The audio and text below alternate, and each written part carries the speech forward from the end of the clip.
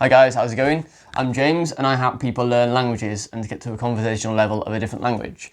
I'm native English and I speak Spanish and Italian.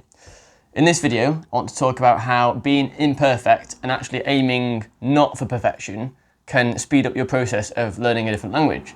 So it depends what level you're at. If you're absolutely basic, like say in Spanish, you know, like, oh, a beer please, or where is, or something like that, or numbers 1 to 10, then you need to start by getting the foundations of the commonly used words, like to do, asking for questions, asking for directions. Focus on a scenario that you feel you'd like to use Spanish for. So the reason why you want to learn Spanish might be to order food at a restaurant and impress your friends when you're on holiday, in which case, perfect. But start on a scenario first and then get better at that scenario and gradually increase over time. However, this video is about in school we're taught to do things perfectly and get 100% or close to 100% in our exams, and that's great because they need a way to measure your progress, and that's really the only really real metric you can use, using numbers and percentages to measure how good you are at speaking, listening, reading and writing. However, most people who come to me ask about the chance of them, well, they want to get fluent or they want to be able to have conversations. So really, reading and writing isn't that important. What matters to them is if they're on holiday in Italy or Spain or somewhere where they're in a different country and they want to be able to speak with the locals and say, oh, hi, where is this? Or can I have a beer? Or something like that.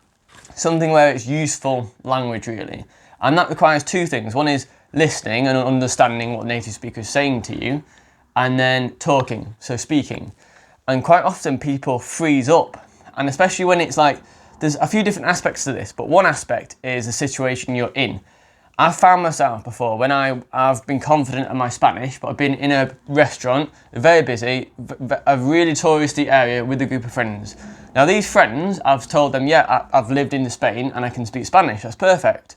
But there's accent differences, there's ambience of, there's a lot of loud noise in the room. And also the waiter or waitress, they're trying to get the point quickly, they're trying to write down what you want and be efficient. And when it comes to me, I don't like that. I like to take my time and sort of, I might conjugate a word slightly differently or use the wrong tense or do a slight mistake, but that's fine when speaking to friends and people who can understand the context anyway. I'm having a nice casual chat, and that's what I like to use languages for. That's my goal. My goal isn't in a restaurant, and that's because in a restaurant you might feel like you know or you can be conversational in a different language, but when it actually comes to it, there's so many other factors. Your emotional state, if you feel a bit worried, or maybe you're not as calm as you would normally be, and when you're calm, you can normally speak a lot better. That's why when we have a bit of alcohol sometimes, I wouldn't recommend it, but if you've had some alcohol or you've had something to calm you down, you can normally speak a bit better because you care less about what people think if you make a mistake. The ultimate fear is getting things wrong, because that's how we're accustomed to from a young age. Don't get things wrong, otherwise you'll be told off and you won't pass a class or something. However, in reality, you'd be surprised at how little you have to get right to be understood. Think about it in, like, you might be a native English person watching this, or you might understand English.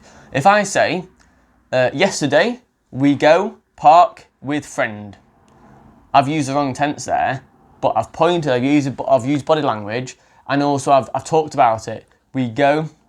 What could go mean? Basically, you use the context and the situation to understand what they really mean, despite the imperfections of them saying it.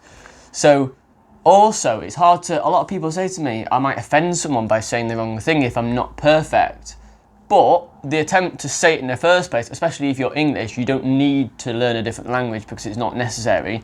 The international language is English, which is great to some extent, but then obviously it means we're naturally lazy at learning a different language because there's not a financial incentive. It's not like we can get better work or careers normally if you speak a different language. But my point is, aim for lots of little imperfections. When I was living in, like many years ago, when I was living in Spain, I would say, so I'd combine words that weren't in the correct order and weren't conjugated, so the ending of the word wasn't correct to mean the first, second or third person. And I was still understood because of the context that I was saying. So if someone's saying, oh yeah, pass me the water, and I see a bottle of water, and I say aqua in Italian, or agua in Spanish, you'd understand what I mean. Or if I say something similar, if I say ak, and there's water, and I'm like voy, or quier, which is like would you like in Italian or Spanish, you're going to understand what I'm saying because I've got the water and I'm passing it across to you. And my voice intonation goes up at the end, which implies it's a question. So all of these little things, a lot of what we say is body language.